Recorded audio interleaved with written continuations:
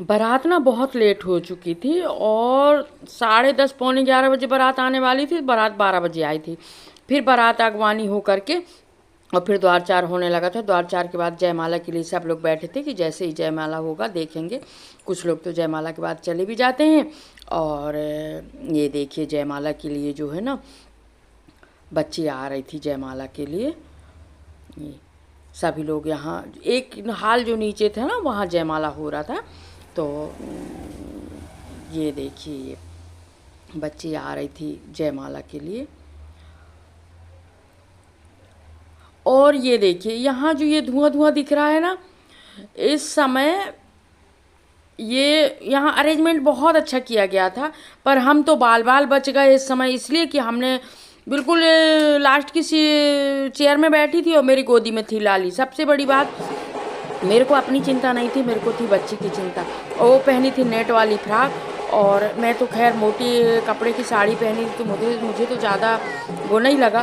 फिर भी एक दो छेद जो है ना मेरी साड़ी में हो गए हैं। अब वहाँ एकदम से वो चिंगारी निकली, एकदम से धुआं धुआं करते हैं तो वो कुछ डालते हैं गर्म पानी डाल के और फिर वो कुछ कपूर डालते हैं शायद। ये मैंने ना सूरज कुंड मंदिर में जब 3:45 की आरती में गई थी, जब मैं देखी थी, और मैं ऐसे ही वीडियो बना रही थी और एकदम से वहाँ चिंगारी जैसे निकली मेरी साड़ी में, फिर लाली की फ्रॉक में आ गई। मैं तो बिल्कुल घबरा गई बहुत जम से। फिर गोदी से मैंने ना उसको उठा करके जो दूर खड़े थे वहाँ पर उनको दी कि शायद मेरे को कुछ हो जाए तो हो जाए, पर बच्ची को तो सेफ रहे करके। इस समय मैं बहुत डर गई थी, बहुत बाल बाल बच्ची में। मेरे को तो ऐसा लग रहा था कि जैसे कि साड़ी में आग पकड़ लेगी करके।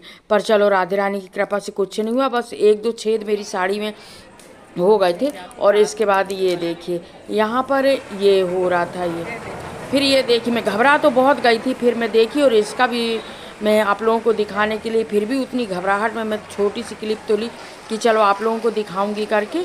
और कभी कभी ना ऐसे ही में घटना हो जाती है, इसलिए कहीं भी शादी विवाह में जाओ ना बहुत सावधानी की ज़रूरत रहती है। और सबसे बड़ी चीज़ सावधानी, मेरी गोदी में थी बच्ची, इस कारण मैं और ज़्यादा डर गई थी। और ये जयमाला होने लगा था।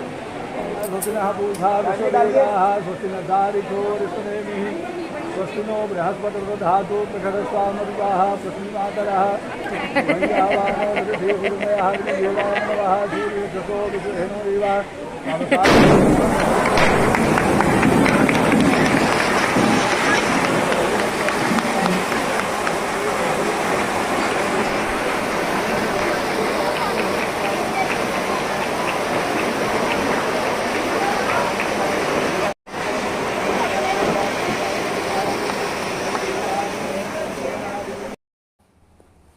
और इसके बाद जयमाला हो गया था। जयमाला के बाद फ़ोटो वोटो हुई, बहुत सारी क्लिक हुई।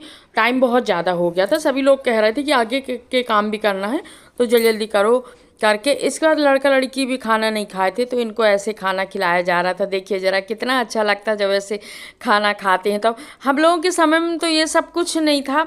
उस समय तो नज़र उठा के देखना भी मर्यादा के बाहर समझा जाता था।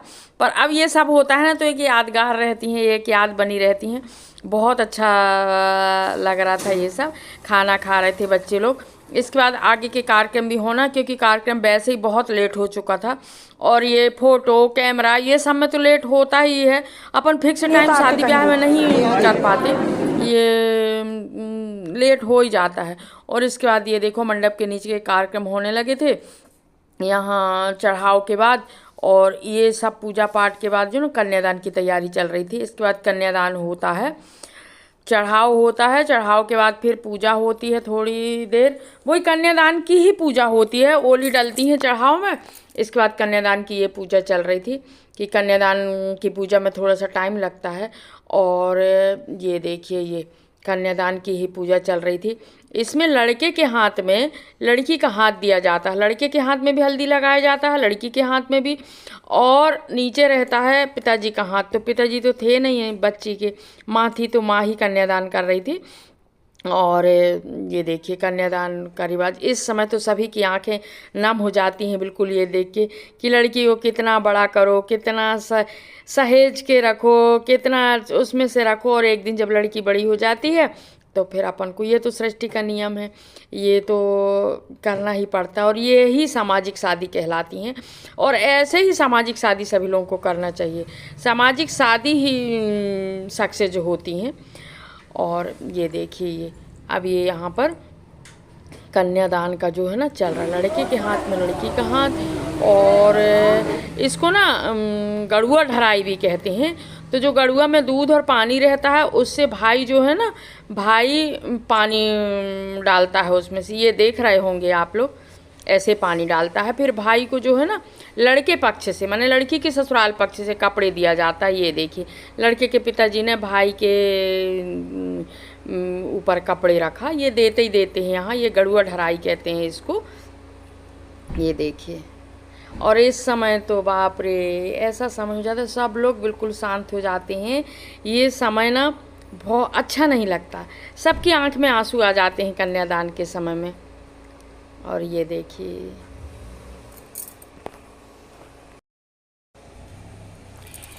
और फिर कन्यादान होने के बाद माँ जो है पैर पूजती, माता पिता पैर पूजते हैं।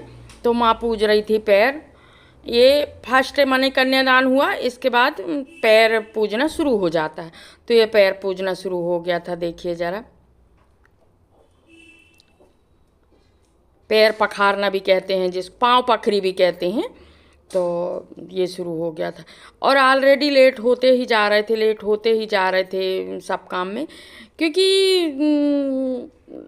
अपन जो है ना शादी ब्याह में फिक्स टाइम का कर लेते हैं, पर वो फिक्स टाइम नहीं हो पाता, बड़े काम कहलाते हैं। तो इसमें जो है ना लेट हो ही जाता है। इसके बाद बारी बारी से जिन लोगों को पैर पूजना था, सब लोग बारी बारी से पैर पूज रहे थे।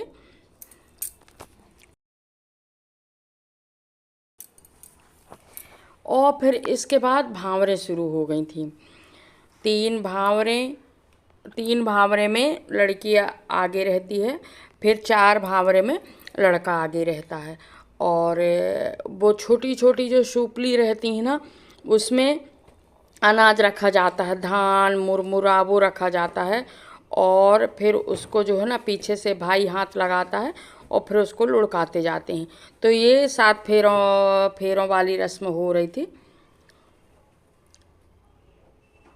ये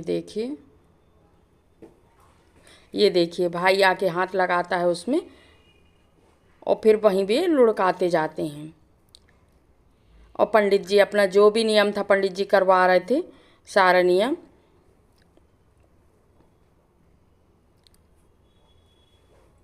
ये देखिए, ये भावर होने के बाद आ जाता है फिर विदाई का समय। भावर होने के बाद थोड़ी देर लड़का लड़की को थोड़ी आराम करने के लिए कहा जाता है, कि जैसे बाहर कहीं जाना है, टॉयलेट जाना है, पानी पीना है, उसके लिए थोड़ा सा आराम दिया जाता है भावर के बाद। और इसके बाद फिर आ जाता है विदाई का समय। तो विदाई के भी अंदर बच्ची का सारा सामान इकट्ठा कर रहे थे, कि कहीं कुछ भूल ना जाए, कहीं कुछ भूल ना जाए। बहुत सारा सामान हो जाता है बच्ची का भी, ससुराल का भी, मायके का भी। तो वो सब सामान समेट के रखना पड़ता है, कि अब भी फिर अंदर आए लड़का लड़की, तो फिर ये सब जो नियम रहते हैं वो शुरू हो जाते हैं। और फिर इतने सारे लोगों में ऐसा लगता है कुछ भूल ना जाए करके, तो पहले से सारी तैयारी करना पड़ता है। और सारी तैयारी कर ही रहे थे हम, कि कहीं कुछ भूल ना जाए करके। और फिर यहाँ देखिए, अब ये हो गया था लास्ट के बाद फिर थोड़ा सा जो भी नियम रहता है वो पंडित जी करवाए। फिर गांठ जुड़ के फिर से 4 भावर होती है। और ये देखिए, मामा मामी भी पैर पूज रहे थे, बारी बारी से सब लोग पैर पूजते जाते हैं। कुश रख के उसमें संकल्प किया जाता है, हाथ में कुश चावल रख के संकल्प किया जाता है। और फिर वो लड़के के हाथ में, लड़की के हाथ में दिया जाता है। फिर आपको जो भी सामान देना हो वो बोल दो वहीं पर। फिर सिंदूर दान हुआ, ये मांग भराई का कार्यक्रम हुआ, ये सिंदूर भराई का कार्यक्रम के हुआ।